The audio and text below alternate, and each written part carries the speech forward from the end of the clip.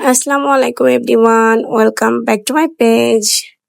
আজকে নিউ কাপল আমাদেরকে ট্রিট দেওয়ার জন্য নিয়ে এসেছে, আর আমরা চলে এসেছি ঢাকার প্রসিদ্ধ ফোর সিজন রেস্টুরেন্টে। প্রথমেই চলে এসেছিল ওয়েলকাম ড্রিঙ্কস, ট্রাই করলাম। তারপরে চলে আসলো চিপস, আর চিপসগুলোকে এভাবে ঢং করে অনেকক্ষণ বসে খেলাম, কারণ খাবার আসতে 30 মিনিটস লেট হবে। অবশেষে আমাদের জন্য চলে আসলো এই বোট স্যুপটা।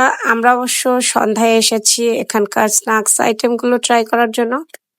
এই স্টিম বোট স্যুপটা তো এখনকার একটা ভাইরাল আইটেম। ফোর সিজন রেস্টুরেন্টটি ঢাকার পুরানো একটি চাইনিজ রেস্টুরেন্ট, আর এটিকে গ্রুপ অফ রেস্টুরেন্টও বলা যায়, কারণ এটির অনেকগুলো ব্রাঞ্চ বিভিন্ন জায়গায় রয়েছে।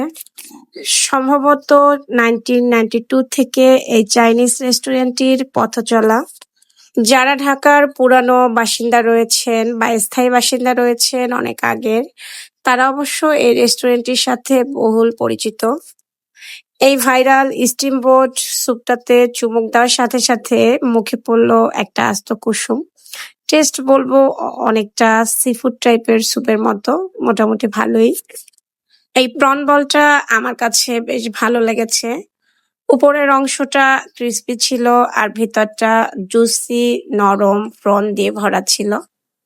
বেশ মজার বলবো।